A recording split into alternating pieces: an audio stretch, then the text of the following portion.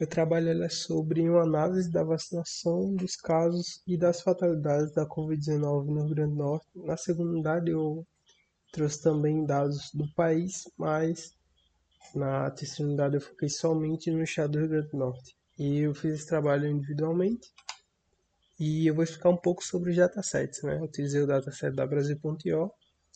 Ele pega tantos dados e fatalidades, ele pega por município diariamente os dados dos casos de fatalidades e ele tem uma limitação, que ele só vai até março de 2022. A pandemia ela se encerrou em 2023, então não é análise completa, já que por conta dessa limitação não consigo, né, analisar tudo. Os dados da vacinação eles foram pegados do DataSUS. Ambas essas plataformas elas liberam gratuitamente, livremente os dados, qualquer pessoa pode achar e usar sem nenhuma restrição. E eu vou pular o que eu apresentei na segunda unidade. Eu achei interessante adicionar uma matriz de correlação, para ver aqui uma correlação, né, entre a taxa de vacinação e os óbitos, né, que teve uma correlação positiva, né, foi diminuindo. E focando na terceira unidade em si,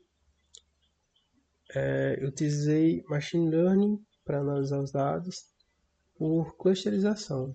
E só explicando o que é essa técnica, né, do inglês clustering, ela basicamente ela vai pegar os dados que ela considera similar e vai separar em conjuntos. Então, para isso eu utilizei o K-means, que é uma biblioteca do Python, e para o trabalho em si, ela vai pegar ali características, né, epidemiológicas semelhantes e ela vai separar por grupos. E eu utilizei, né, as variáveis de casos confirmados, óbitos e taxa de vacinação. Então eu separei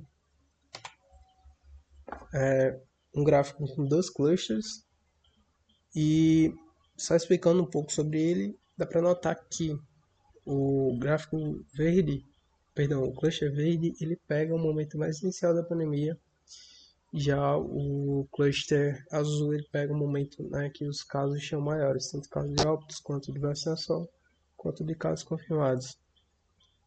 Com três clusters, ele gerou esse gráfico. A gente percebe que o cluster verde ele pega um baixo número de casos de óbitos, muito provavelmente relacionados ao início da pandemia, ou também em lugares que pegam ali, que tem uma densidade menor.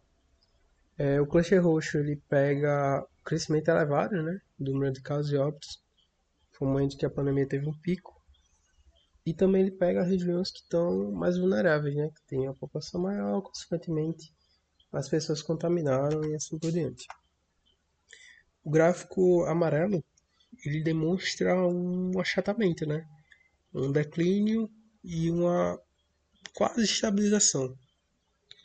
E ele já demonstra, né, um momento que a vacinação ela já foi avançada, né? O número de vacinação está maior.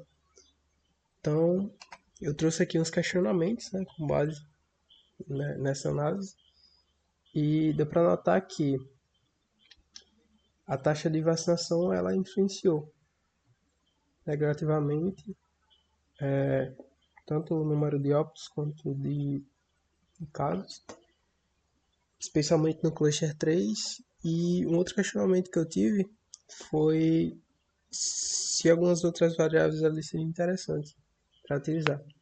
Seria interessante analisar com base na cidade ou no município, né? Não somente os dados como um todo, e também considerar a densidade populacional daquele lugar, porque um lugar, por exemplo, que não tem tantos dados pode ter um resultado diferente. Então, para isso não influenciar, seria interessante pegar uma capital, por exemplo.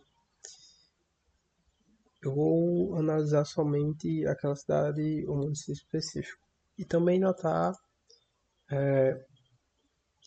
a presença, né, de variantes naquele momento e como isso mudou, né, o gráfico. E também analisar, caso for analisar por cidade, município, analisar se aquele local tem um acesso bom ao serviço de saúde, porque existia muita subnotificação, principalmente nos interiores, já que as pessoas, por não terem acesso à saúde, acabavam ficando doentes em casa e o caso só era notificado quando ficava muito grave. Que as limitações, a primeira delas é que o dataset da Brasil só vai até março de 2022 e algumas coisas que seriam bom para aprimorar essa análise, né? Monitorar também o impacto das ondas, analisar a imunização completa, né? Então, para isso, teria que ter os dados acima de 2022.